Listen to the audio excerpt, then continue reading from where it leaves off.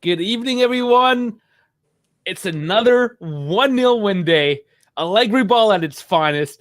8 straight. Baby, I'm loving it.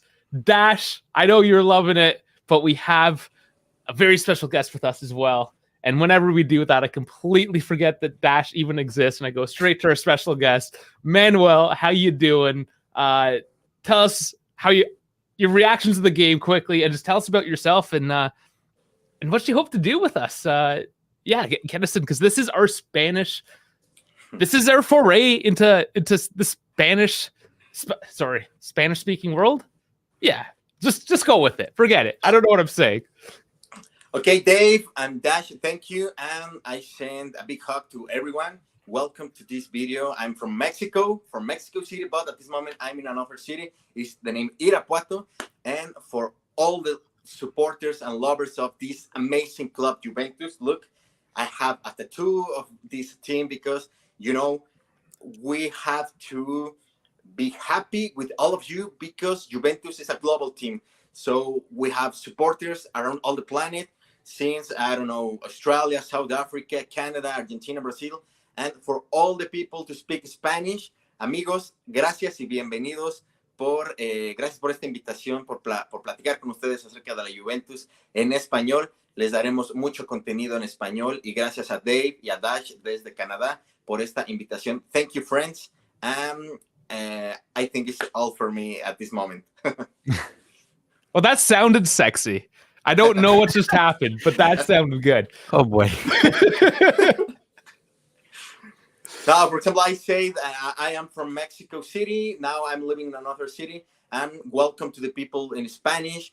And thanks for all the supporting for Turin Giants.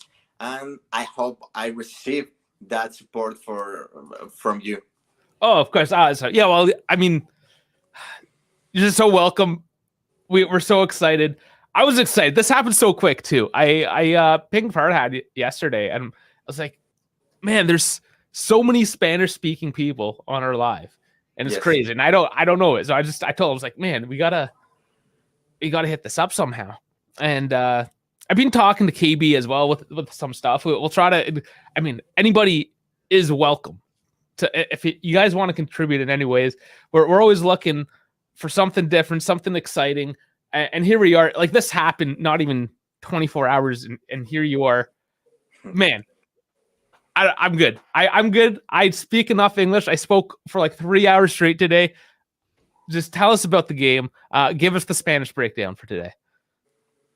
Okay, in Spanish about, estuviste hablando, viendo el partido. Ya habíamos platicado tú y yo previamente a este juego. Hay otra persona que está en este canal hablando, me parece que es de Ecuador. He's from Ecuador, right? Our friend. He's living in Texas. Sí.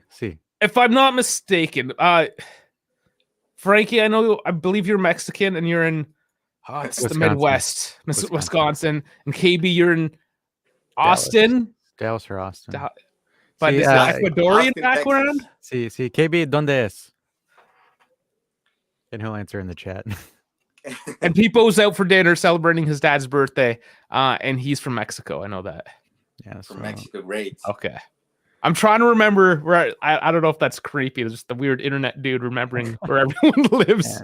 Yeah. So Frankie says, sí, yo eres mexicano con la Wisconsin. Oh, great. Frankie, te envío un fuerte abrazo acá desde Irapuato. Estás en Wisconsin. ¿Nos puedes decir, por favor, si tienes oportunidad en los comentarios, de qué parte de México eres? ¿De la Ciudad de México, de Guadalajara, de Chihuahua? No lo sé. Sabemos que México es un país enorme y no me sorprendería que seas de alguna ciudad importante de este gran país. All right. I actually do understand a little bit. I asked about Frankie to tell us in the comments section from which city from Mexico is. Veracruz. It's from Veracruz. Great. It's from Veracruz. Amazing. Okay. Do you know something, Dash, or Day about Veracruz? No. So most of the people I hang out with here, I've known here where I'm from, are from Guadalajara and San Ignacio, and some are from Monterrey. So Veracruz is definitely a new area for me. Okay. Veracruz is the coast of Mexico in the Gulf. of Oh, Mexico, okay. and it's a beautiful beach, for example. And Yeah. we have a team, is Veracruz, Los Tiburones Rojos del Veracruz, is the football team of Veracruz. I gotcha. Nice. And then Frankie says, mis partientes son de Michoacán y Veracruz. Great. I send a big hug to people of Michoacán and Veracruz. Nice. So yeah, this is cool. We learned a bit about Oscar. He joined her live earlier today to watch along. We learned a bit about Denmark, which was cool today because I mean he's from Denmark. So I turns out it's dark. It's dark a lot there. That's what we found out is that it's dark. Yeah, you know, but yeah, it was funny because like I chimed in, like I kind of joined in. I like clicked the live video while I was working. I was looking at it, and I just see Oscar saying, "Yeah, I haven't had sunlight in like 6 days." And I was like, "Oh, well, that's just depressing." yeah. But no, this is cool. I'm learning a bit about Mexico. I'll give you my honest truth. My experience of Mexico lasted about 6 hours in Tijuana. In Tijuana? Which, yeah, and not very, like, we walked a couple streets into Tijuana and we turned around. Like, okay. I did not experience Mexico. Like, I got a couple churros and some tacos and I went back. I must be honest, Tijuana is not the best city in Mexico. No, I understand. It's not the beauty place in this country, but you know, or if the people doesn't know where is Tijuana, it's the born in San Diego and Mexico. You know, that is the born city in the south of United States and the north of Mexico. Yeah, and that was the thing. I had an overnight stop in San Diego, and we were just like, screw it, let's go to Mexico. Let's say we did it. So that's what we did. We got some tacos and went back home. I wish it could have been a better and longer experience, but I'm sorry. I'm the ignorant American today. I'll just take that. No, don't worry. I'm here to explain everything about my country. Beautiful. So you had some questions. Did you want to ask all the questions at once, or did you want to like roll them at the guys that like ask one every few minutes? How did you want to do that? About the quiz, the Juventus quiz? Yeah. Yes, okay. For all the people in Latin America or Latin people in US to speak Spanish, speak English, speak any language, I have 3 different quiz, different questions about Juventus, but with Latin America. The first one of the night is, I don't know, people, please put in the comments, the last player from Paraguay to be champions with Juventus. Do you have the name and the season? Please put in the comments. Yeah, and these, man, this is hard. When you sent me these earlier, like, I don't know. I don't know these. One clue. This game, Mexico is beautiful. Gotta go back and visit home again. The World Cup. Yeah, it's great, amazing. Yeah, because Mexico will host. Yeah, the shared the 3 countries there. I'm hoping to catch one in Toronto. See if that one follows through. But absolutely, I mean, that would be cool. I mean, if I had free reign to go to any of the countries to watch a football game in that World Cup, it's obviously going to be Mexico. I think it would be an absolute just a great experience down there because I know the fans are absolutely insane.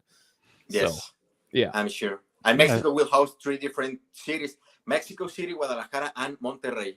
Monterrey Stadium is absolutely beautiful. Oh my goodness, one of the most beautiful stadiums ever.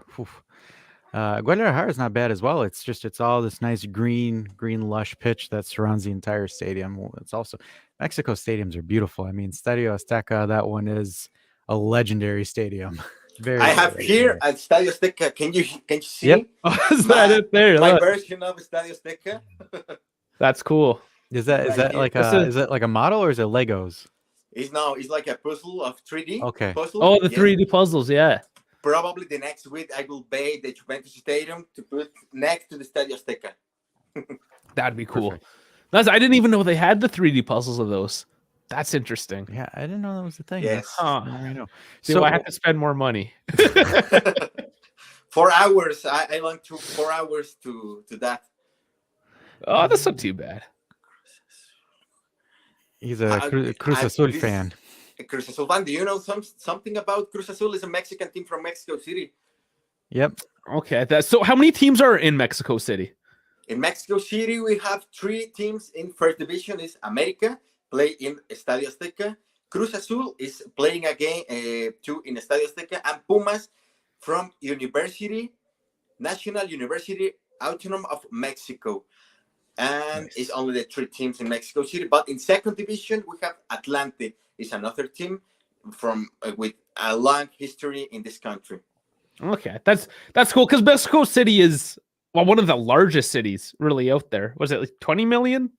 24 million people 24. with the metropolitan areas, Mexico City. Yes. Yeah. So man, and I can only because that's really not that many teams when you compare it to say like London, because like London, like 20 teams, right? Oh, it's insane. I don't even know. I don't even know how many teams. Say that, yeah, 20 teams that we know of. Yeah. Oh man, and they even have a make-believe Apple TV one now that makes it into the FIFA game as well. So they have make-believe teams now. Yeah, and it's funny because about America, that's where Ochoa was playing before he transferred over to Salernitana. Yes, Ochoa. And I think the biggest Mexican derby is Club America con La Chivas. It's when those two play against each other, probably hands down the biggest Liga MX derby where half the country is getting ready to fight with each other over it. It's an interesting because I grew up in the Comunidad de Latin in Michigan, so like the Latin community in Michigan. So I grew up around that a lot, and oh my goodness, because half the population is con San Ignacio, and the other half from Guadalajara. So every time those two play, it's insane. Yes, and about that game, the Mexican derby in Mexico, say El Clásico de México is El Club América against las Chivas Rayadas del Guadalajara. And remember, the Guadalajara is the second city biggest in this country. And Guadalajara, I don't know if you know that information, is the only team in all Mexican League since 100 years of history to play only with Mexican players. No people from other countries. Yes. Wow. That's cool because I know there's a Spanish team that tries to do that. De Bilbao. That's the one, Bilbao, yes. With people only from the País Vasco. Yes. And they struggle at times. So how does it work for them? So Chivas is very competitive. They might have an off season or two, but overall, usually they're pushing. There was a couple of years where they were consistently challenging for the title. So yeah, Chivas is a good. It's almost the interesting thing is with Chivas and Club America, it's almost kind of like Inter and AC Milan in a sense, not entirely, but kind of because like for example. At the time, AC Milan only wanted Italian players. Inter wanted international players, which is why they kind of branched off. That's why Chivas and America always kind of tend to beef with each other because Chivas always wants to have strictly Mexican players, nothing else outside of it. And America is always kind of pulling in players from all over the place. Yes, exactly. And the last preseason of Juventus in the United States played against Chivas in Las Vegas. That's right. Yes. Do we know anybody that went there? I feel like I don't think we had anyone. I don't think we had anyone that went there. I know maybe Sam went to the Dallas game, but that was Real Madrid. Is that what it is? And Farhad was in LA. Yeah, and then Frankie says he's got beef with both Chivas and Club America because he's a Cruz Azul. Pero Cruz Azul, they always lose in the finals, no, Frankie? I mean, that's their calling card over there. Is they always lose in finals. They like to choke, do they? I mean, Juventus have known to. Yeah, it's funny because mi amigo Reyes, he says Juventus is like the Cruz Azul of Italy, where we lose in major finals. And I was like, go in your Barcelona corner over there. Yes, exactly. We have one word in Mexico, just in Mexico, is Cruz Azulear. It's a verb of make a Cruz Azuleada. Because I don't know if you know this about Cruz Azul, it's a team from Mexico City, and lose many finals, Copa Libertadores in CONMEBOL, many finals in Mexican League, CONCACAF Champions League, in the last minutes. So all the time is the same with Cruz Azul because sometimes the derby in Cruz Azul is against Club America because I'm from Mexico City. Mm-hmm. So sometimes the Cruz Azul, I remember one game probably in 2018 or 19, something like that. At the halftime, Cruz Azul 3 and Club Cruz Azul 0. but the final score, America 4 and Cruz Azul 3. Yep. Yeah, and I remember hearing about that too, because all of my San Ignacio friends were making jokes about it. So definitely. So do we want let's kick off about the Udinese Juventus game. So Yeah, what are we've been lingering, of yeah, course. what is your guys' thoughts? So So you wanna could we just build some suspense a little bit? you want to? Because I like to be a tease. Okay, that's fine. Okay, I think it'll be worth it. Just gonna pull it up here. All right, just in case they didn't see it earlier. Play, damn it! Let's go.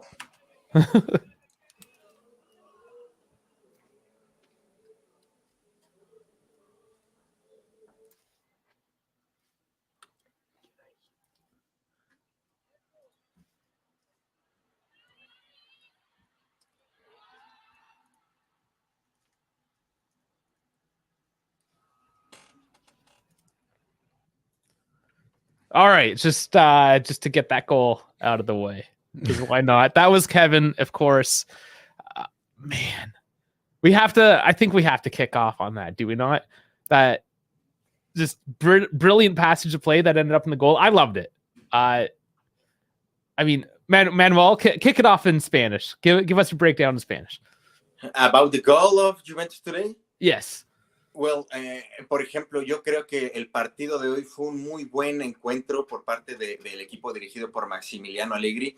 Me parece que me preocupa, por lo menos a mí en lo personal, el tema de que la Juventus por segundo partido consecutivo gana un partido en los últimos minutos del encuentro, lo cual es preocupante tomando en cuenta que se vienen rivales más difíciles como el Napoli o algunos otros como el Inter, la Roma y el mismo Milan. Es una gran jugada por parte del equipo bianconero, pero necesita Allegri encontrar un mejor equilibrio entre la defensa y el ataque. I'm talking in English about this situation. I'm worried about the situation current of Juventus because it's the second game in a row when Juventus won the game in the last minutes, you know? So probably in the next stage of UEFA Europa League or against Milan, Napoli, Inter, another big team probably will not success this performance of the team. So was a good play from Juventus, the goal. That pass was amazing. And Danilo just pushed the ball to the goal. Yeah. Yeah, I mean, he still had to do it. It would have been bad if he missed it. And that was maybe the overarching theme today is missed chances, not getting on the end of chances. And maybe I'm biased. I'm clearly biased because what Chiesa did. I think that was the most impressive part. I'm completely biased. Chiesa was amazing. He the way he controlled that ball off his chest and then just booted it. Just completely booted that ball across to Danilo. Like that was not easy at all. And yes, Danilo just had to put his foot through it, but Chiesa just launched that ball towards him. Like it came in quick. It's almost reminiscent to his against Austria in the Euros, where he chests it down and then just brings it down and scores with it. So I wish we had the clip of it, but definitely. And I think KB here quickly, he's probably trying to answer your question. Yeah, Martin Caceres.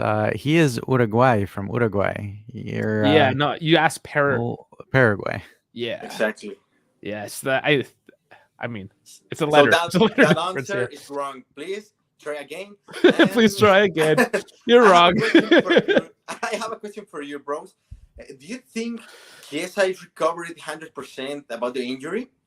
No, Chiesa no y 100%, more like 25, maybe like 56, 57, because Chiesa right now, and I'll say this in English as well. So Chiesa, I don't think is at 100%. I would probably say as far as minutes and health, about 56, 57%, just because he's coming in and playing less than 40, 50 minutes. Because the thing is From a physical standpoint, guys, like you can see him make explosive runs. He's moving very fast, very quickly, very agile, but we don't know his stamina threshold. So, for example, he might be running good for 45, 40 minutes because that's less time and he can maximize his energy from that time. But it's a different ball game managing your energy for 90 minutes versus 35 minutes. So For what was that nerd term you used? His what kind of threshold? I feel stamina. like I feel like I'm in a kinesiology class right now. All Like right. you're like bringing out the textbook and, I got to. laying her down thick, man. Because and you know and I give credit to Allegri because it's very tough because Chiesa is a fan favorite. Everybody loves the guy, so for him to sit there and not start him from there, because I think every newspaper, every outlet was saying Chiesa was going to start this game, and he didn't, because I think, in just kind of looking at it from my perspective, from watching how he moves and his play, is he's healthy. He doesn't have any no este problemas, no problems at all, but he you need to build it up to 90 minutes. You can't just throw him in, because then you run a risk of him pulling a hamstring or tweaking something in his quad or something like that, because 90-minute demand at high intensity, because we got to remember it's different from when us three are playing in a game for 90 minutes, because we don't have 40,000 people yelling and going crazy around us. So your head treats it totally different. You use a lot more energy.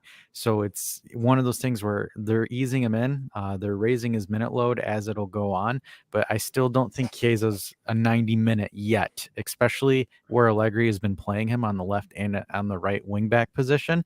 That's going to be one of the most physically demanding positions. And for him, he's just easing Chiesa back into it, just getting him more game reps, more touches, more placements, and etc. And he's doing good with what time he has. And you know what? Probably the last 7 matches on the season, probably at that moment, Max Allegri will put Chiesa the 90 minutes on the pitch, because at this moment is probably is a prevent to another injury with Juventus. Yes, and the thing too is also kind of talking about the play style, because I know a lot of people have been complaining about the play style of the last two games. Defensively, we're phenomenal defensively. Only 7 goals. I mean, there's the only, or yeah, 7 goals the entire season. I think we have 12 clean sheets.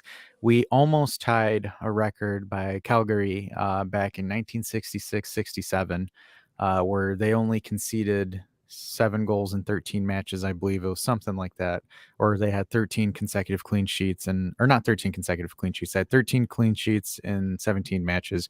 This is crazy stat. So defensively, we're good. Because if you think about it today, you had Alexandro, Daniele Rugani, Weston McKennie, Philip Kostic, and Danilo playing as your defensive back five whenever we did not have possession. So, guys, if we see that lineup at the beginning, we're all thinking, oh no, they're going to score a goal, right? If you look at it, you have Alexandro, Daniele Rugani as your center backs, and you have McKennie as a right back. You're instantly thinking that. But they didn't, and Udinese did not look threatening at all. I want to also say that McKennie took Udogie out of the game. I didn't see anything come from Udogie. They even substituted Udogie because he was not playing well. And one of the reasons why I said it in our live stream in the text messages, I told Dave that I think McKennie's the man of the match as well, is because McKennie effectively took out all of Udinese's attack, because Udogie is that critical of a player. And let me know if I'm talking too fast, Manuel. I'll try to slow down just so you can understand it. But McKennie was able to stick onto Udogie and also push Udogie back by making a couple of runs. He was offside on a couple, but McKennie was playing very well as a right back. And a lot of people, don't really rate him as a right back, but he effectively took out Udogie. Again, Udinese was forced to sub out Udogie because he just wasn't doing anything because McKennie was stuck to him. And then the flexibility too was when we made the final substitutions, because originally we took out Moretti and McKennie played back in the midfield, and then we added in Sule, so then we pushed McKennie back as a right back, and it was still fine. And also, if we look at the shots Udinese took, none of them were really threatening. The thing too is, and I also wanted to counteract this point as well, is people were saying that Udinese didn't bring a win in 8 games. They still scored 25 goals. They were tied with us in 5th place for most goals scored this season. So regardless of whether they win or not, they still scored goals. So Juve did a phenomenal job pushing them outside the box and keeping them from creating any chances or shooting anything in a dangerous position. It was embarrassing, really, Udinese today. And I don't really like to trash a team. And it's also fair to, Juventus they did not play beautiful. Let's get that out of the way. They did not play beautiful at all today. And they had to wait to the 85th minute again to score a single goal against a team we should, on paper, just have a nice, easy day over, especially at home. But man, it's just let it out, buddy. You watch the whole thing. I know. I guess I'm having mixed emotions because I sidetracked myself. I'm still stuck. Okay, I need to get it off my chest. I'm still stuck. I try to avoid Twitter to a fault where I don't use Twitter at all, right? Because I just try to avoid Twitter. So, Dave, you're saying that you went on Twitter during the game, the same exact thing you used to make fun of me for? Not during the game. And this is, Dash, it's your fault because you wanted to stream today instead of tomorrow. So I had to go on Twitter to say that we're doing it tonight, kind of idea, right?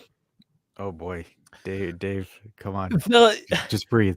We just got we're currently sitting in second. I know that can change again, but still, we're currently sitting in second with 8 clean sheets, 8 wins in a row. I don't care how they were done. Lazio that was a good game.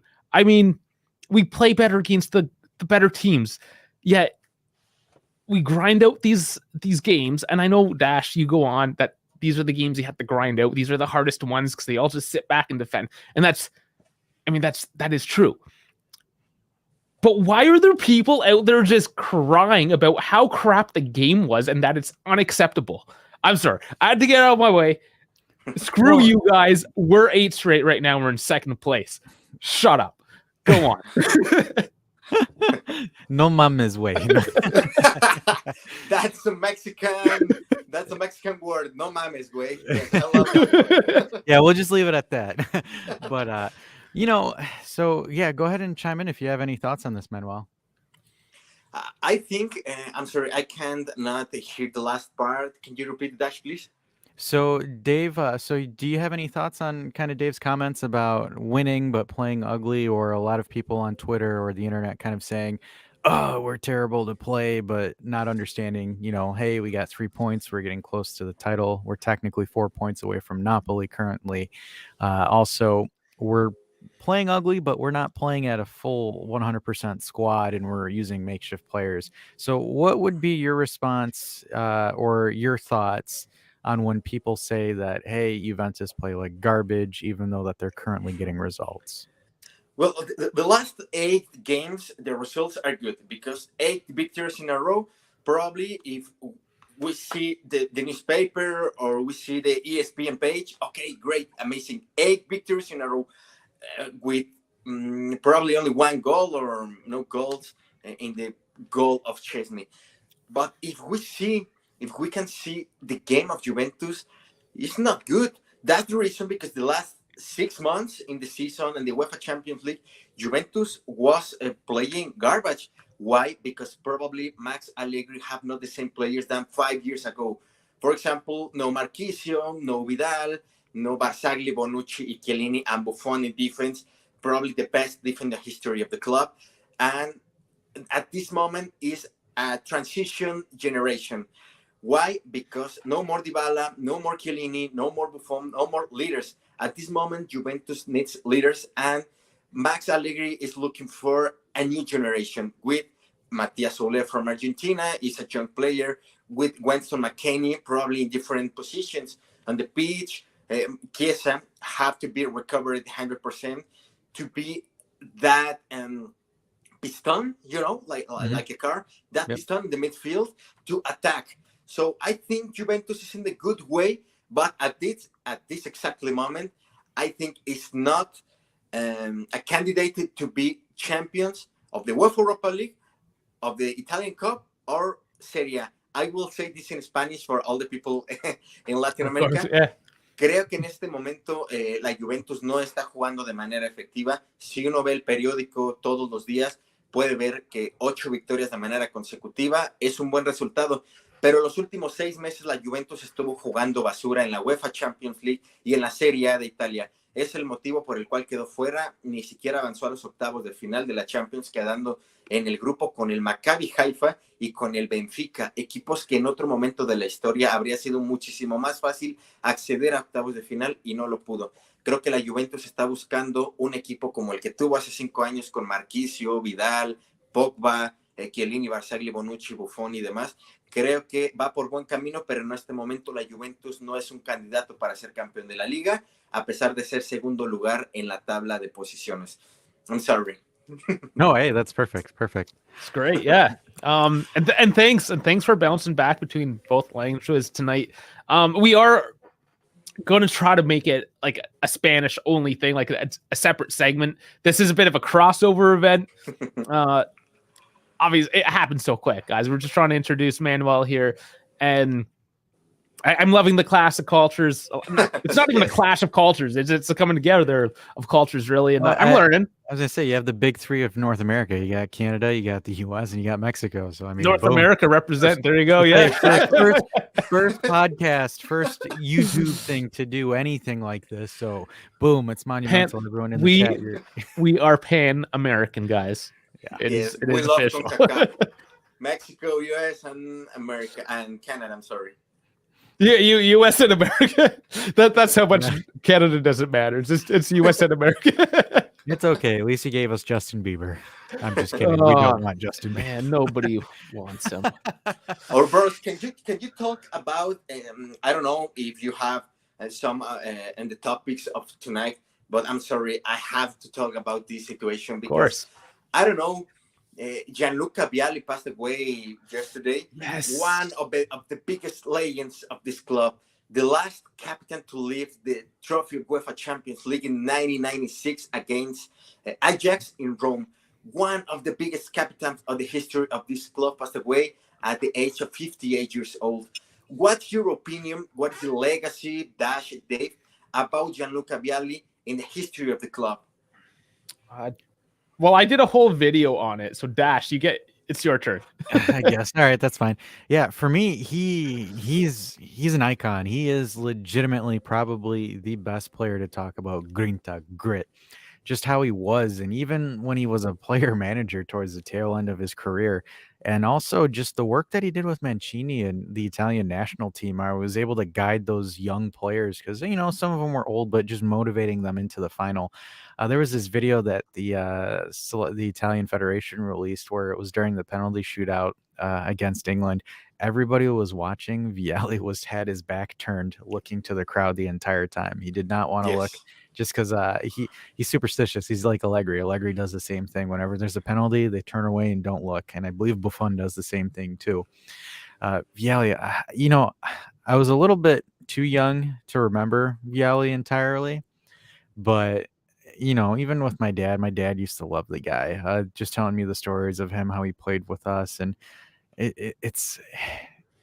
He just, I always joke around. I always say like Roy Keane and all of them copied Vialli for their grit and their heart and energy.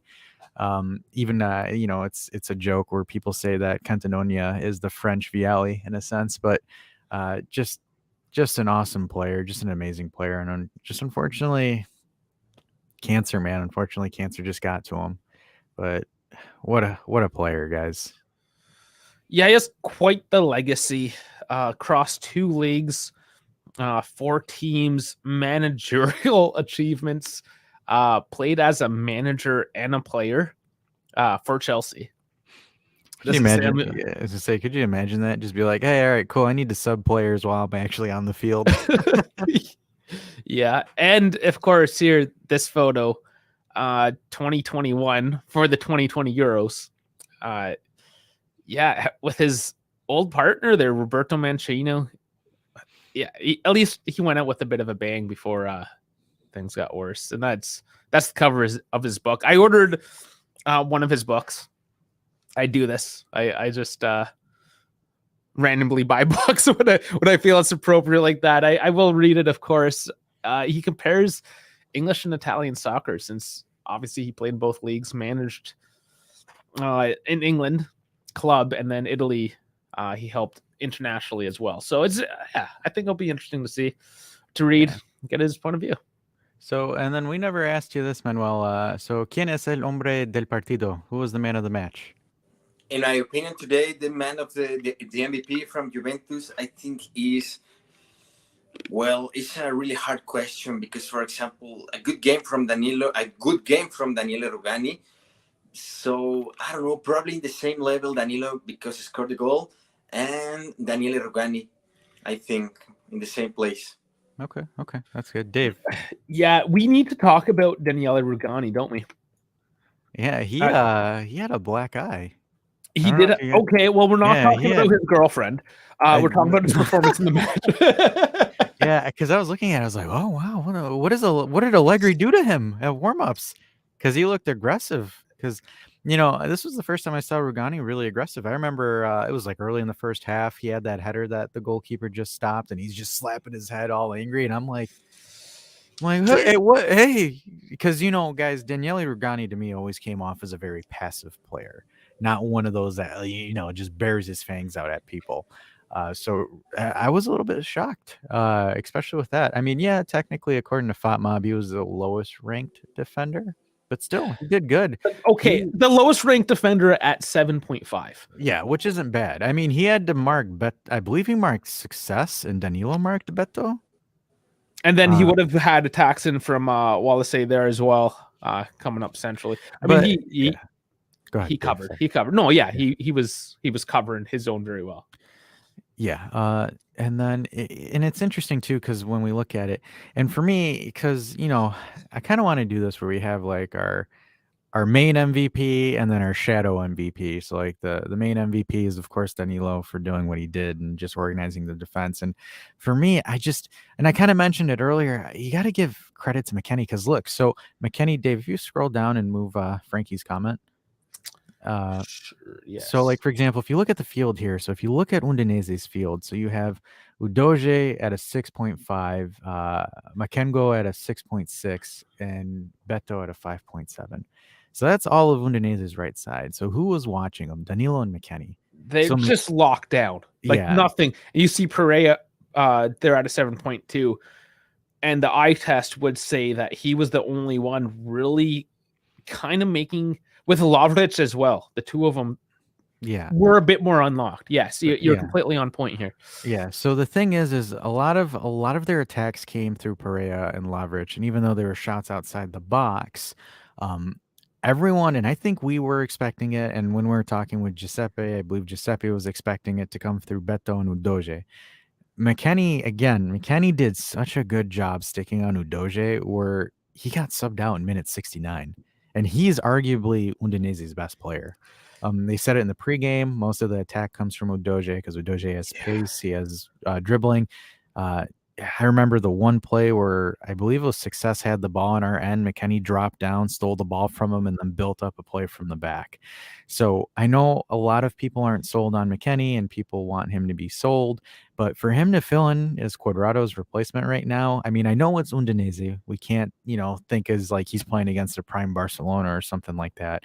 But McKennie was a good surprise for this game. I would say, and then for me, and I'll ask you guys, the LVP, I would say, is Moise Kean, unfortunately. Moise Kean had a lot of opportunities provided by Di Maria. Unfortunately, he did not just get through it. And then Manuel, is that what KB is saying there in Spanish that I can't really understand? So dice KB, yo opino que la frustración, I will translate. I think the frustration, I'm one of the most frustrated, is the chance to not complete our attacks, and to Keane is not desperdiciando. I don't remember this word, but it's not working well to all opportunities to receive. Yep. Yeah. Okay. Yeah. Yeah. Yeah, and it is, and I agree with it. Unfortunately, that wasn't the best game from Keane, and then Milik looked a little bit off on some of those finishes as well. And then Frankie says Keane could not finish his dinner. Well, he lost all that weight. His stomach shrunk. He just got no appetite left. So He yeah, could not finish his dinner. In Spanish is King Moist King no puede finalizar ni siquiera su cena. Es lo que quiere decir ese comentario. Oh man, yeah, no, it's a good way of putting it. And Lo Pagorandordo, am I saying that right? Yes, it's a lot of hits with him, against him. Hits. Oh, like negative, like checks against him. Yes. All right. Okay, see, I'm gonna learn some Spanish tonight, guys. Yes, it's Beauty. a Spanish and English clash today. Yes, absolutely. I love it. Okay, so who's my man of the match? That being said, it can't be Rugani. I want to point him out. Let's get this guy out of the way. Hey, so here's the thing, Dave. So you've got your superstar man of the match, like the star, and then like your undercover unsung man hero of the match. This is the unsung hero. I'm going to talk about him. I don't care. I'm going to take the unpopular route. I'm talking about the unsung hero today, and that's Rugani. Because, and not to discount, obviously McKennie filling in that right wing back role for Cuadrado or whoever is also supposed to be filling in that role, which isn't McKennie. He's filling in there. He's the next guy up, and he's not creating any of that offensive spark that perhaps we expect from him, that perhaps we saw a little bit more of him when he moved to his natural position further into the midfield. But Rugani stepped in for Bremer today, and Bremer is arguably, throughout the course of this season, consistently speaking, our best player. And we did not miss Bremer today because Rugani stepped into that role. And maybe you can say he didn't do quite the same level of job as Bremer would have, and that's fine. That's not what we pay him for. We don't pay him that kind of money. But he is paid to step in when Bremer can't, and he did that job, and he did it well, and he had a couple shots on net, and damn it, that is great from a guy that I can't remember the last time he played.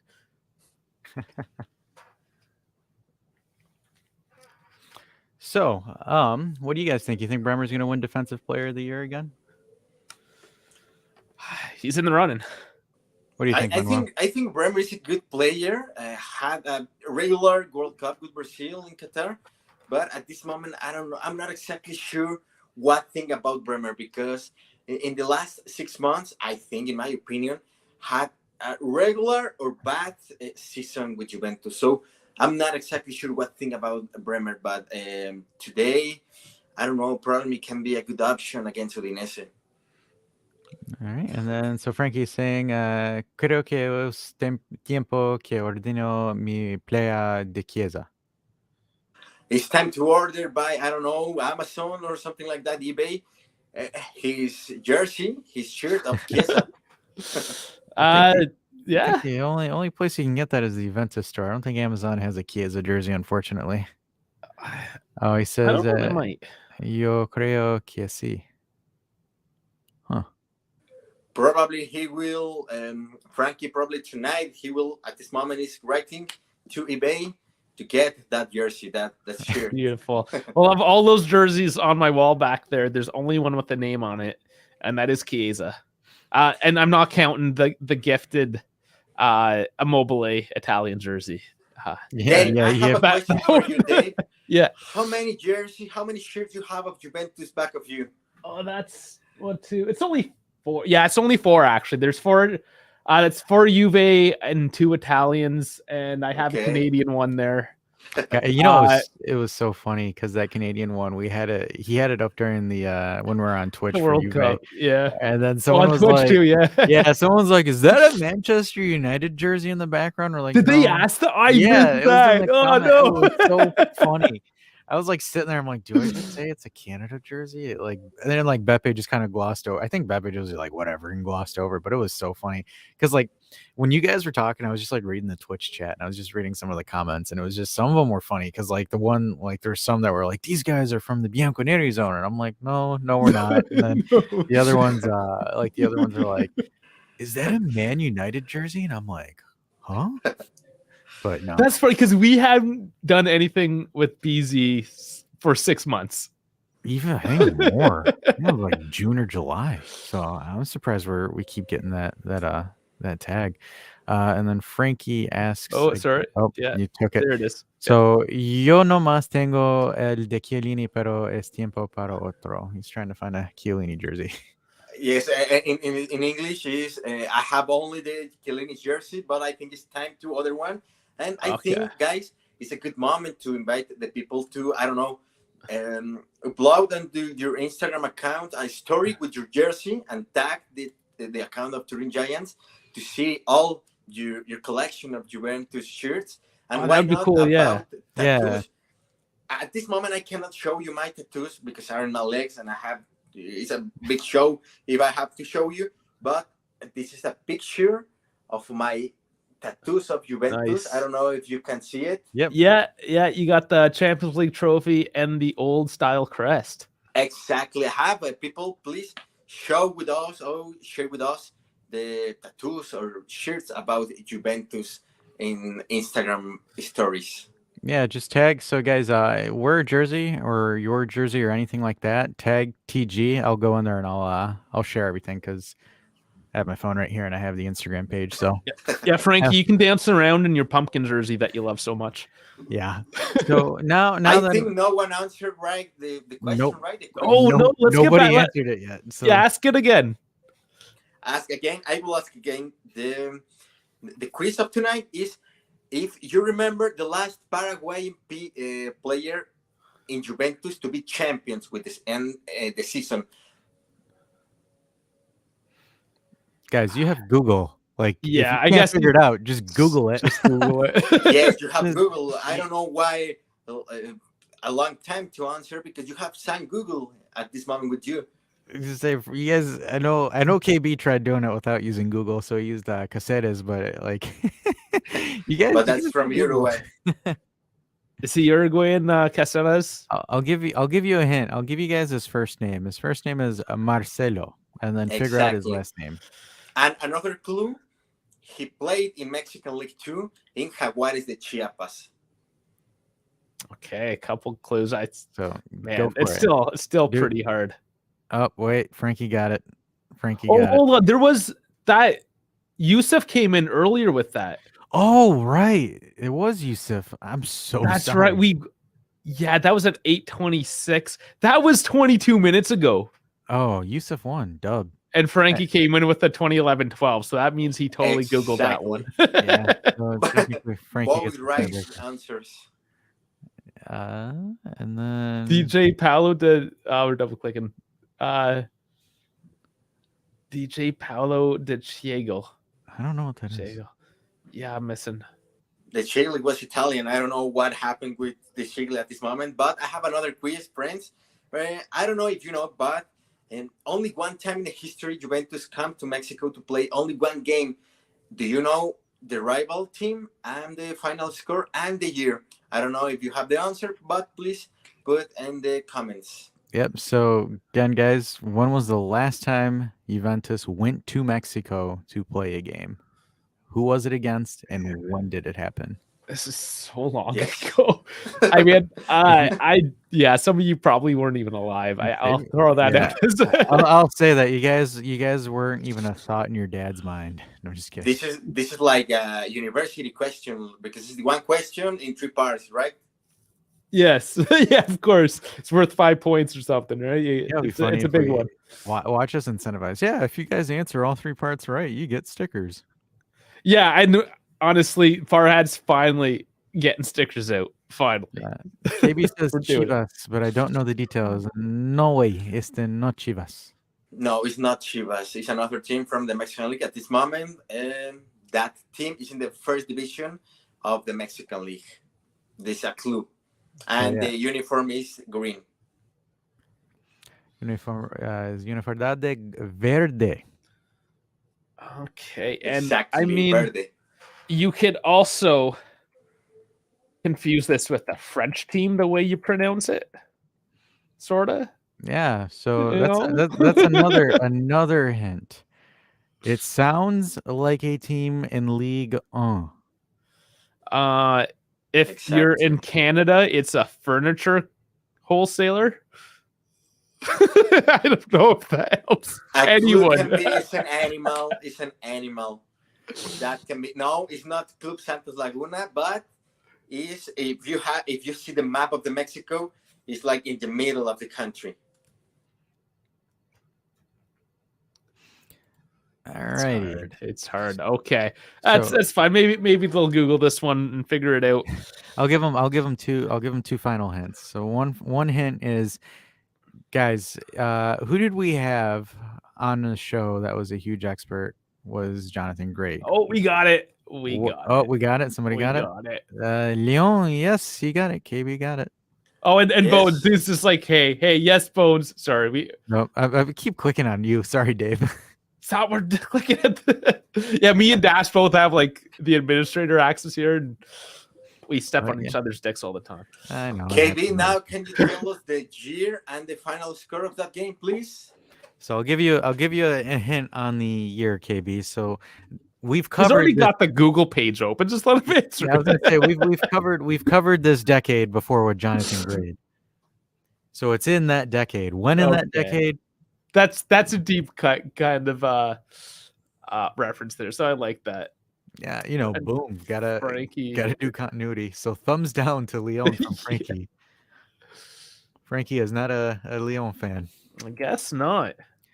KB says, I do not recall the details. I was born in 87. Okay, cool. I think 4 years later. What? Okay. I mean, yeah. Watch. We'll see. I'm just testing to see if he's paying attention. Because it happened. You were alive when it happened. You might have been a toddler. Just but a you wee were little alive. one. Just instead of like an uppercase KB, it's a lowercase KB. Bros, I have another question for you. Probably it's not in the topics, but we can talk in a while. Someone answered the question. So, Dash and Dave, what do you think about the rest of the season of Juventus? Do you think at this moment this club, this team with Allegri, can be a candidate to win the UEFA Europa League or the title? Because at this moment, the second place in the Serie A, just behind of Napoli. I have here with 41 points is Napoli, 37, and tomorrow is the game of Milan with 38 points. Do you think it's a candidate to be champions this season or not? You go first, Dave. Man, we are gonna go the next 19 games winning 1-0. And I'm gonna hate it for 90 minutes and then love it for the next 7 or probably 3 to 4 days that we for the next 3 days until we do it again. So yeah, so I'll answer it this way. We had this prediction when we first started the season that we were going to challenge for the title. I think that's what we did in our August preseason launch. I'm going to stick with it. I'm going to say yes, we're going to challenge for the Scudetto. Why? Is because defensively, Allegri has gotten his hands on the defensive aspect of the game. The reason why I think, again, Juve's fangs are starting to get sharper because, again, these 6 games, 3 big things in these 8 games that we've gone through. Dusan, no Pogba, no Chiesa. These last 2 games, Chiesa came in, made a cameo, and got an assist. These last 2 games, the Inter game, Chiesa just got a couple of minutes, and same thing with the Lazio game. Those are 3 big things. Those are 3 of your most important offensive pieces, as well as we can also throw into a factor there that Di Maria was not at 100%. But again, not too much of an expectation in Di Maria. The good news is and that's the beauty of this run, this 8-game run. All of these points that were generated, all of these points that were won came from 4 people. Illing Jr., Fabio Moretti, Nicolo Fagioli, and Sule. Those are the 4 players that this run was generated off. I think in that 4 names, that you have the future of this club, because remember how beginning that club in 5 years ago with a young Pogba, a young Marquisio, a young players with experience around them. At this moment, I think that 4 players can be the future of the team with guys of experience, Bonucci, Danilo, Morata. So I think Di Maria. I think at this moment Juventus is in the good way to be champions. Probably not this season, but in the next 2 years, be another time champions and candidate in the UEFA Champions League too. Yes. And I think this season is, I think more so if we win the title this season, it's a nice surprise. It's not an expectation. Yeah. Because the thing is season started, the expectation was to be in the top 4 throughout the entirety of the season. So right now we're in the top 4. Right now we're second. So I think this is kind of the expectation that Allegri and everyone had. I know everybody in CBS and Paramount Plus, I know that they said today that they're expecting Juve to challenge for the title. It's good. It's not a bad conversation to be in. I'm happy to be in the conversation right now because, again, like I said, 4 of those players that put us in that conversation are those young players, the future. So I'm curious to see, because I don't know if you guys noticed this today, but a bunch of the 1-2 passing with Rabiot and Meretti, Fagioli and Meretti, some of these young players, how they were doing some of these attacks on the boxes only for Keane to miss. That's not normal Juve. That's not That is Cancinato true. Juve. Yeah, So I mean, some of those plays were really nice. so our attack, yes, we only scored 1 goal. Yes, it was there, but at the end of the time, and I believe I think Matteo Bonetti said this during the Paramount Plus post game show. He said this Juventus is scary because 2 things. One thing, they're not going to concede stupid goals because we haven't, and we're the longest active streak right now in the league. 2, Juve will always find a way to get a single goal. There's been very rare instances that we've been shut out. Just Milan and Sampdoria and Monza. Those are the only 3 games that we haven't scored in. Every other game we've scored in. So I now mean, Monza. that We game was scored. that We game that scored in game Monza. that game was a dumpster fire. But I remember the last game against Monza, we lose, right? Yeah, 1-0. So Allegedly. Dave, and tell me in your opinion, Dave, the same situation if Juventus can beat the Till, but not at this time in Europe. Do you think in this moment Max Allegri is in the good way to beat the UEFA Europa League, or is just a transition tournament? So I think so, to be honest with you, I think they have a very good chance of winning the Europa League because right now, even though it was a friendly, but the biggest favorite for the Europa League is Arsenal. We played Arsenal and we beat Arsenal with our under 19 team over the past couple weeks during the holidays, and they played their first team. So we were able to hold them very well with their first team. So when we're looking at contenders for the Europa League, it's Arsenal, Barcelona, and Manchester United. Manchester United and Barcelona are playing against each other in the first round of the knockout stages. So one of them is gone. And then we have either Arsenal or Man U as your big direct rival. And for me, what I see is the way that we play, we have the counter to both Man U and Arsenal. I think we might eventually play those guys in the knockout stages. If not, we're playing one of them in the final. We are going to play them at some point. There is no way that we're going to get through the tournament and not play either one of them. We might miss one or the other, but I know for a fact that some way we're going to play Arsenal or Manchester United. I really hope it's Man U. So when I do the watch along, I can make fun of horrible English haircuts.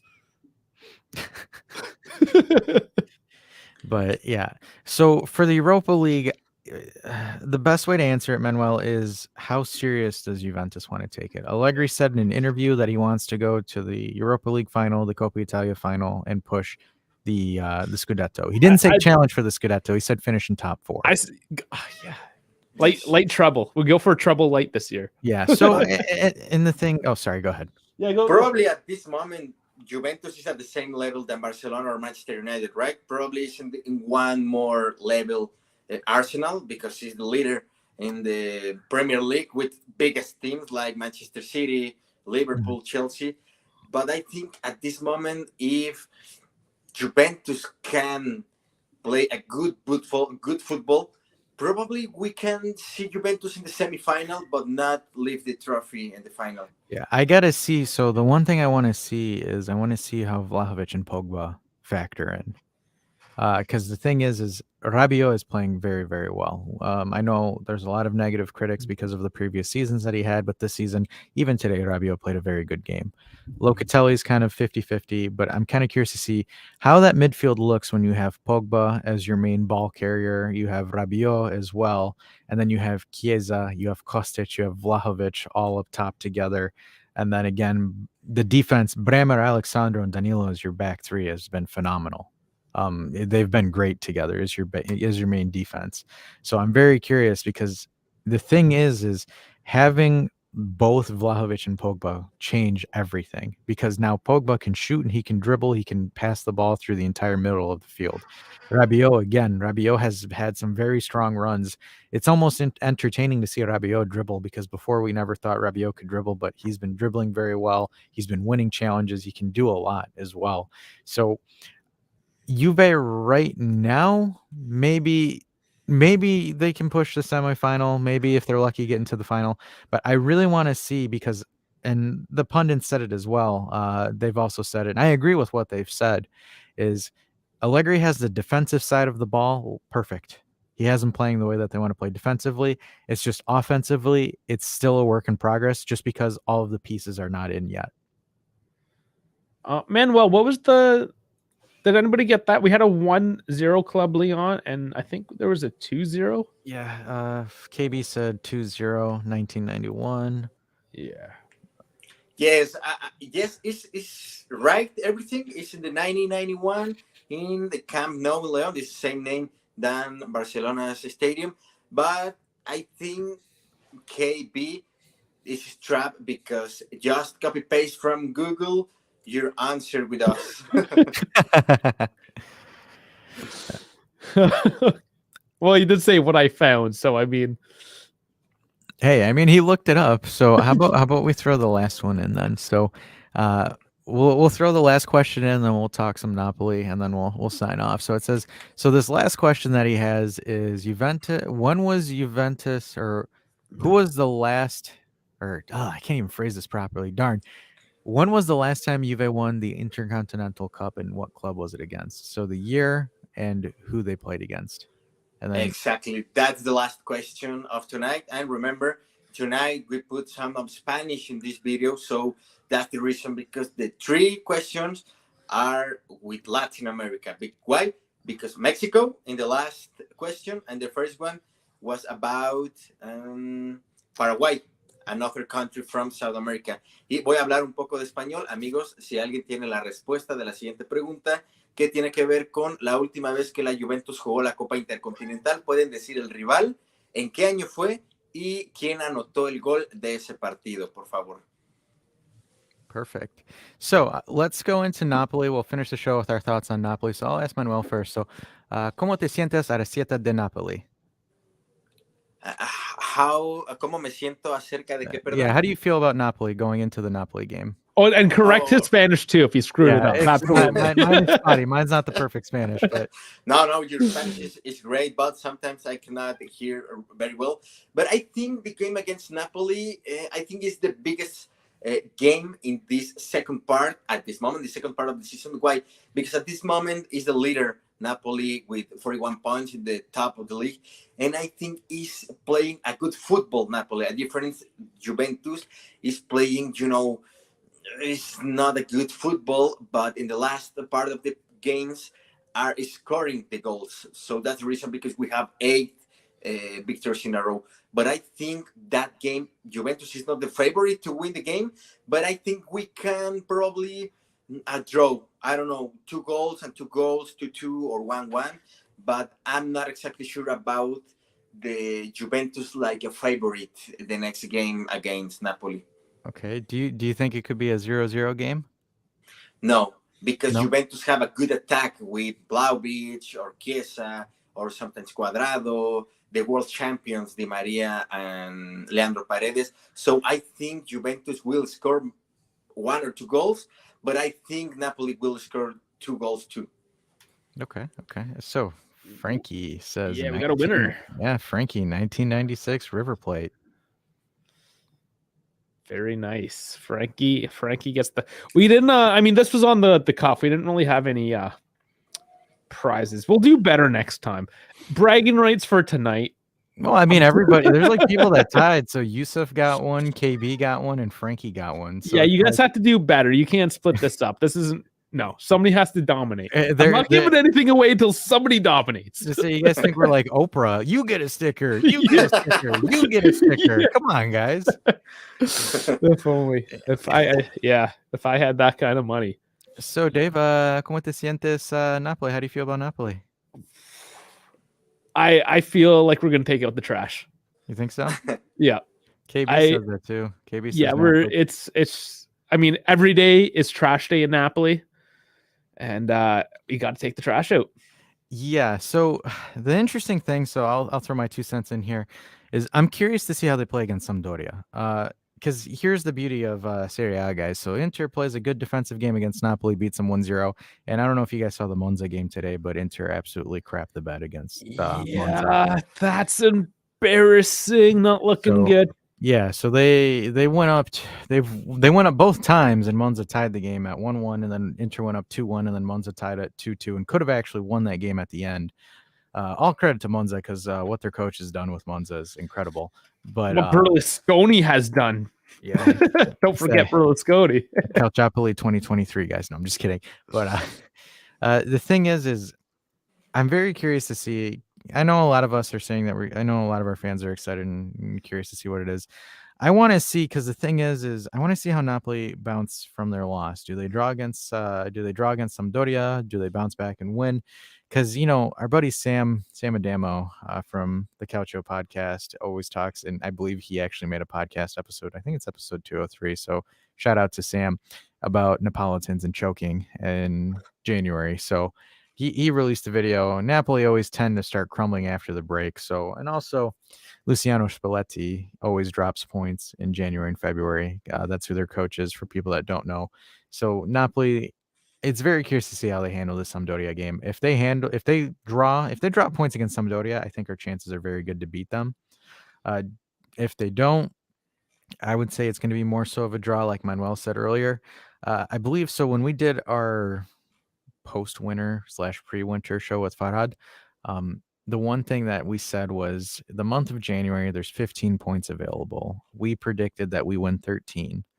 We've got 6 so far. Our prediction for Napoli was that we drew in Napoli, in the Sao Paulo or the Diego Maradona Stadium. Yep. So for us, if we're able to take a point away, I'm not too upset. The idea is, again, if we take a point away, it keeps Napoli from going further ahead of us. If we're able to win,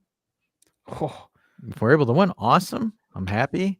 I'm not trying to be, negative Nancy over here. The thing is I'm very curious because Napoli have very good wingers on both sides of the pitch, and as well as Victor Osimhen, which we haven't really competed against a club like that. The only club that we competed that had explosive wingers on the side was Milan, and we struggled, and we lost 2-0 to Milan this season in Milan. However, we did bounce back against Inter and Lazio. But again, that Milan game, kind of an asterisk just because of the personnel and the people that were injured. However, we're getting close to a full-strength squad. I don't know if Dusan is going to be back for the Napoli game because it said mid-January. So it's up there. Possibly. I know Pogba's coming back for the Atalanta game. That's from what I've heard. Sure. Okay. Believe it when I see it. I think that game against Napoli can guide the rest of the route of the tournament. Because, for example, if tomorrow AC Milan cannot win against Rome because it's a big game, Milan-Rome, probably a draw or victory for Rome, Juventus and Napoli will fight for the rest of the season and the top of the league. So probably the next week can be a game with the rest of the tournament will write about that game because the Juventus is at this moment with 37, right? See, and Napoli is 41. So if don't win tomorrow against Sampdoria and Napoli, probably is close the difference between Juventus and Napoli, and that can help to Juventus if won the trophy of the final of the tournament. So let's play a little bit of fantasy and dream world. So Manuel, if Juventus beat Napoli this upcoming Friday, do you think they won the title? I think the favorite is Napoli. I think Juventus can win that game, but my brain say will draw 2-2 or 1-1, and I think Juventus will not leave the trophy at the end of the season, but probably the next one, Juventus can be champions again. So even if we beat Napoli on Friday, you don't think they'll win the title? No, No? no, I Okay. don't think so. I gotcha. That's fair. Keeping Yeah. it honest. And to further his point on that one is unfortunately, guys, we played a lot of our big teams at home the first half of the season. So Inter, Lazio, we played those guys at home. So we're gonna have to play those guys away in the second leg. And the only silver lining is second to last game of the season we have Milan at home, but we're gonna be playing Lazio and Roma. We're gonna be playing Lazio, Roma, and Inter away the second half of the season. So that one's gonna be a tough cookie to crack for sure. But definitely, definitely a lot of stuff to look into. I think, especially with the direction of the club is going, we're going in a really good direction. I know. I saw this. It was funny because this was on Twitter, and I saw this today, where a lot of people were saying, "Where are all the Allegri haters at?" Like if all the people that They're were still there. vocal, yeah, because it was funny because there was a couple of people that were saying if you were this loud about Allegri being fired, you should be this loud in your apology. And I just kind of laughed. But, one of the things that, Dave and I took pride of, especially here at the Turin Giants, is we were disappointed in him, but we never were huge Allegri out fighters or advocates. Like you didn't see us making videos or clickbait titles for stuff like that. We tried to keep a more pragmatic approach. I guess we're Allegri-esque as a YouTube channel. But, I'm happy for Allegri. I mean, because the guy came in, took over a dumpster fire. Like that's going to be an honest truth. When he came back, the club was a mess. But, and I'll read a couple of. Oh, hey, that Calcio boy is here. Hey, it's going on, buddy. Hey. So he's here again, guys. One of the best Juventus shorts content creators out there, Deck Calcio boy. If you ever need news, opinions, hot takes, and stuff like that you don't want to sit and watch a 10, 12, 20-minute video, go see Deck Calcio boy. He's got some shorts that give you all the information, all the bits and details that you need in that. And I believe you can, if you're still in the chat, you can answer it. Are you still making like regular size, like 4 or 5 minute videos? Because like he gets to the point, gets you the details that you need to go and gets you on your day. So guys, definitely follow our friend over there at Deck Calcio boy. Great guy. Absolutely. Awesome friend of ours as well. And sometimes we also use his clips on the channel. So Pipo is here. House of Black and White is here. He says, "We're here, guys. We made it." And then yes, we did actually wish him happy birthday. We'll do it again. Happy birthday, Senior Pipo. And then yeah. So hey, Pipo, if you have any questions for Manuel before we go, make sure you type them in the chat. You can type them in Spanish or in English, however you want to, Pipo. Spanglish? Remember that horrible movie? The House of Black and White, I think he's from Mexico, right? Or from any country from Latin America. Can you tell us from which city are you from, please? So Pipo, he's asking where you're from. Give us all the juicy details.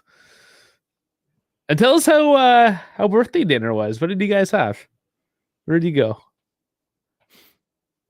It'd be funny. He jumps in, says hi, and then leaves the video, and we're just sitting here waiting for him. Done. Yeah, it's just like just silence for minutes. He's like, I don't want to talk to these guys anymore. Okay, well, as we wait for him to chime in, we'll just touch on one final point. Allegri's yellow card. He was sorry. I'm coughing. Give me a sec. That was a funny yellow card. COVID's a bitch. Yeah, sorry, go on. So House of Black and White says, "Nice to meet you. I am from Ensada, Baja California." So he's all the way at the West Coast. Okay. Nice. And then so he asks, "What are we talking about?" We were talking about you the whole time. We're waiting for when you were going to come in. We missed you. But yes, let's talk. Yeah, he wants to talk about the Allegri madness. All right, let's do it. absolutely lost his mind. Like absolutely just blew a gasket. From what I gathered of it, it was the final couple minutes of the match. Chiesa and Sule had it deep down in the corner. I think Allegri just wanted to hold it out and like really slow the play down, and they ended up losing it and giving away a goal kick, which then allowed Udinese to come back quickly and attempt to make a counterattack, one last counterattack. But like, I guess because it was so simple of a thing that it was missed, it was so egregious to Max that he flew off the handle, like went probably like 30 yards away from his box. Red, just completely red. What do you guys think of it? Go ahead, Manuel. Well, about Max Allegri, it's not the first time. It's not a big surprise for me because it's not the first time. I remember in the last era with Allegri, many times did that. So it's normal, but I think it's not normal at that moment of the game, you know, because sometimes if it's a penalty kick or if it's a potential penalty kick, you know, it's normal. But in the corner kick, or I don't remember exactly the play, is weird because Max Allegri is a passion guy, but sometimes his passion in moments with not must be passion, you know. Yes. So it's not a big surprise for me, but it's normal in Max Allegri. Yeah, and to add on that, I thought it was funny because it is what KB said. So essentially, it was Sule that made a mistake on a play, and Allegri absolutely runs at him and starts yelling. And the funny thing is the referee just walks up to him, and Allegri doesn't even know the referee is coming to him. He's still yelling at Sule, and the referee looks at him and goes, and Allegri looks at him, he's like, "What?" He's like, "What did I do?" And it was funny because the commentators were saying, "Allegri, you're winning. Chill." He's just like, what are you doing? You're winning. My favorite Allegri moment was, I don't know if you guys remember the one time where he shimmies and takes his jacket off and throws and goes like that. Like my favorite. Oh yes, the jacket throw. The jacket throw was my favorite, like Mad Max moment. But I mean, it's the thing. Like, you know, that's what you guys want. That's how you want your team to be. You want your team to be mad, even though it's a minor thing that your team's like, "Hey man, what are you doing? Come on, let's go." If your coach is doing that, that shows that your coach cares in the project. That shows that they care. I mean, it's regardless of any sport, whether you're players that are freaking out over a play, guys, like there's a couple of times where I saw Kostic misplace a pass or misplace a touch, and he was on the ground, punching the ground, slamming his hands against the ground. Like a lot of the players were doing that. That's something that you want to see. You want to see your players have passion because they know, hey, I need to win this game. I need to do this. We have to do this. Chiesa is a perfect example, man. Like every time he misses the ball, if you're and I remember this was during COVID when you can actually hear what was going on in the stadium. You know how many times I would hear Chiesa yell Lavanculo? Like I would just hear that the entire time. Like it's, and he still probably does it now if you read their lips. Oh, for sure he does. So, like, you want that. And then also at the end of the game, Chiesa goes up to Sule and is talking to him about that play. He's like, hey, you need to do this, do that, go like this, and move that. So you need that in your team. And then Pipo wants to say, by the way, Manuel, he likes your shirt. Yeah, it's tell us about. Thank you so much. And I have a question, and the last question from me to you, to all the people, and Dave and Dash. What is your favorite Spanish word? Empanada. Is that too basic? Empanada? Isn't that food? It just sounds cool. Empanada? Empanada, yeah. I think it's a food. Let me look it up. Oh my God, it's the first time I hear that, but probably I hear bad or not good. Empanada. Okay, empanada, yeah. It's a baked or fried turnover consisting of pastry and filling, common in Spanish or Southern Europe. I don't even know if I've had one. It just sounds cool. Yeah, I like how it sounds. Your favorite Dash? I don't know, man. See, for me, it's just there's a lot of phrases. Like for example, like because there's always the joke. So like my friends, whenever we greet each other, we go "Que onda, way." Like I think for me, it's way. Like because like there's different ways that they spell it. So like the one that I know that they taught me was WEY. So way, like it's an extended way. So that was always my favorite thing. Or the other thing too is instead of saying like hermano or amigo, my friends and I we greet each other, say "Cómo estás, compa?" Like compa, like as compadre. So like I think that's probably one of Empanada, great. It's empanada. And way, I will tell you because I in messed it up. Mexico, I'm not exactly sure if way is a word in other countries in Latin America, I don't think probably in so. Central America. Yeah, I don't think so. But Because here in Mexico, we use way for everything. yeah, But when I say everything, is everything, bros. Because, for example, I say way to my best friend, to my sister, to my co-workers. And for example, when you say someone is idiot, you say, this guy is way. Está muy way. But sometimes to refer to another guy is, for example, who is that guy? Ah, es este way, it's this way. You know, yeah, we use that word to everything and all the time. And empanada is a Mexican dish, or I think it's from Mexico, but empanada is from, because I hear empañada, so that's the confusion in my Okay, case. so It's empanada. I just suck at. We know that I don't know what I'm talking about. No, don't worry. It's empanada. It's delicious. Okay, yeah, it's kind of like yeah, just a fried stuffed, like a samosa, like a Mexican samosa almost. Yes, exactly. Okay, Yes. perfect. I love those. It's All right. Mexican. And pambazo. Pambazo, Man. yes. I'm here just googling as we go. I'm learning food. I love the food. What's sandwich? Yes. Remember, Okay. in Mexico, the 100% of food is spicy. 100%. Yes. No, of course. And it's got chorizo in it. If it's got chorizo, I'm 100% on board. I love that stuff. It is. I think chorizo is my favorite sausage. Yes, me too. So good. I think, in my opinion, is my favorite too. Well, there you have it. We still went to food at the end of the day. it's a Turin Giants specialty. If we're not talking about comida, then we're not talking about. I don't even know what we're talking about then. Pambazo, yeah, my favorite, say Frankie. Mi palabra favorita es concha. My favorite word is concha. We have many different means about concha, in the bad way and the good way. Like sweet bread.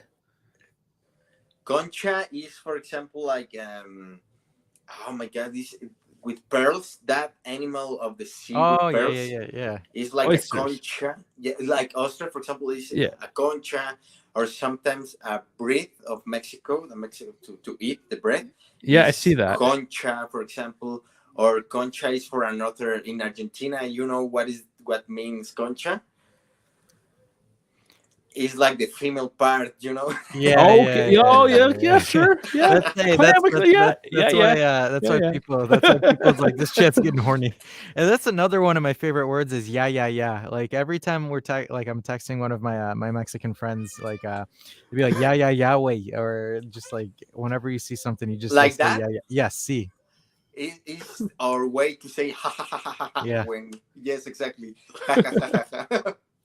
Yeah, and it's usually and it's funny because whenever we say something, we always just respond with este way. So what's Frankie asking here? Para mí tengo que comer milanesa. Milanesa, ok. Necesito yo comer en este momento una buena milanesa. No puedo, I cannot explain what is milanesa, but it's like a beef stick in English. Okay, it's another type of food. Yes. He's not. I was going to say he's not texting us some very dirty words, Frankie. Oh, it's like a cutlet. Yes. Yeah. Okay. Nice. Every culture has their own version of a cutlet. You know. Speaking of Frankie, because he is in Wisconsin and he is a Green Bay Packers fan. How are you going to feel when my Detroit Lions take you out of the playoffs tomorrow night, Frankie? How's the name of food is also a sexual name for yes in Mexico. Yes. Oh man, NFL. It's good. It's good to know that I don't have to watch that for much longer.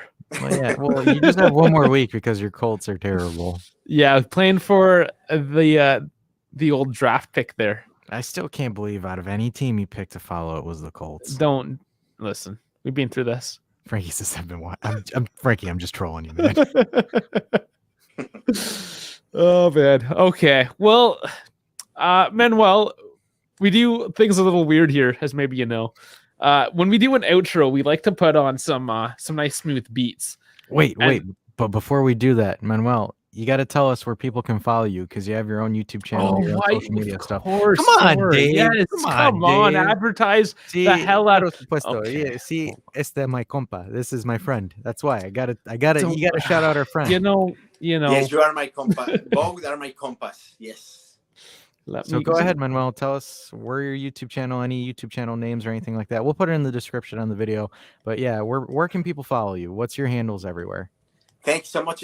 And on the screen is my YouTube channel. I have interviews with people from Manchester United, Juventus, Mexican team. So thank you for put in the screen, Dave. And it's my name, Manuel Rangel, or at Mane Rangel 93, Mane Rangel 93 in Spanish. I have with many people around the world.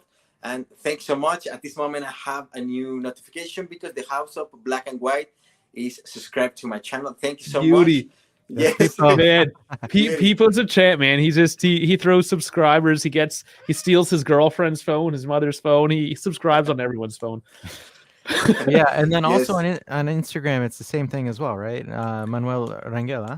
Yes, exactly. But in Instagram, it's the same, and I have interviews and TV shows. Well, not TV shows, but like this one in my channel, and interviews. For example, the last one with a female player of Xolos de Tijuana and national Mexican team. Yeah, that's that one. Michelle Fong. Yeah, and then you Michelle Fong. And then you can also see on the video there, Frankie. There is a Cruz Azul video, so you can you can watch and it. I have, for example, another one with Antonio Cabrini, Juventus legend, and my Instagram account you can find with Emanuele Giaccherini, former player of Juventus.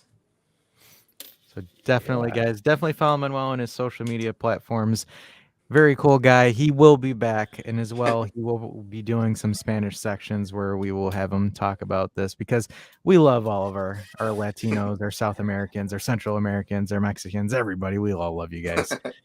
And then House of Black and White says, Manuel, tell Dave and Dash how good Luis Guardado Chavez from Pachula. Oh, yes, he's an amazing player. I don't know if you remember the last World Cup in Qatar, the Mexico against Saudi Arabia. The goal of free kick was Luis Chavez. Probably that guy will play in a big team in Europe in the next 2 or 1 year. Because, I don't know, you know what is the trouble here in Mexico? The players are so expensive. So that's the reason, because we don't have good players in Europe at this moment in Juventus, Milan, Manchester United, Real Madrid, or Barcelona. So Luis Chavez is one of the best players in Mexico and probably will be one of the best of the world in the next few years. That's good to know. Hopefully he's not like Chucky Lozano, because I used to be a big fan of him, and then he went to Napoli, and I'm like, oh, come on. Yeah. But Frankie says I don't like. No, that's not true. He says I have bias. That's not true at all. And then Pipo says we Latinos need to listen and practice English, guys. Thank you. And then People says I will always tell Dash of Luis Chavez. And then I've never said that I don't believe in Mexico power. Come on, Pipo. I was saying I was a little bit disappointed in the coach for Mexico in the World Cup. I had you guys getting out of the group. You guys costed me money. That is true. That is true. This comment, I'm sorry, but it's a big lie, because I'm sure Dash and Dave are Mexico supporters. Of course. I mean, I was trying to support a Canadian team that hadn't been in the World Cup for 36 years. I was struggling enough. Dave, but, Dave supported them all one game. Dave's heart was broken the Belgium game, and he's like, I'm not Canadian anymore. Oh man, it's hard. And if you want a good take on being a Canadian, but also an Italian and who to root for, again, Sam Adamo and the Cultural Podcast, he did a segment on how hard it is and who we have to go for, essentially. So he's a funny guy. He always has his hot takes as well. And then people, I know you're messing with me. It's all love. Yes, of course. Yeah. Te amo, Yeah. Te amo. Okay, so we roll out to some music. I want this in Spanish today. I'm done. I'm not saying anything. I'm ready for bed. I've done this twice today. I'm spent, guys. It's all you. So go ahead, Manuel. Go ahead and get us out. Okay, it's like my last comment, or I don't know. Yeah, just do an outro. So say, Outro, hey, yeah. thanks for watching. My name is Manuel. Yada, yada, Okay, yada. thanks so much. Thanks for watching. Bienvenidos y gracias a todos por haber visto este video con un poco de español desde México. A todos un fuerte abrazo y nos vemos en la próxima edición aquí con mis amigos Dash y Dave. Un abrazo. Awesome. Los amo a todos. Awesome. So we have also just a special clip from Dave, guys, before you guys sign off. This is live correspondent Dave from the game. Stitch coming in wide. This is looking good. Oh, he takes it. Rebound, juicy. Oh, it's sloppy all over the place, and it's out. Oh, man. He helped. All right, guys. Trying to keep a straight face and not laughing on that one. Thanks for watching the video. Like and subscribe because it's sloppy and it's about to come out. We'll catch you guys on the next live stream. I'm Dash, joined with Dave. Yeah, I'm out, guys. I love you all. I promised I'd surprise him. I told him we had a new sound. I had no idea. Thank you. And Manuel, thank you very much. Take care, everyone. We'll catch you on the next one.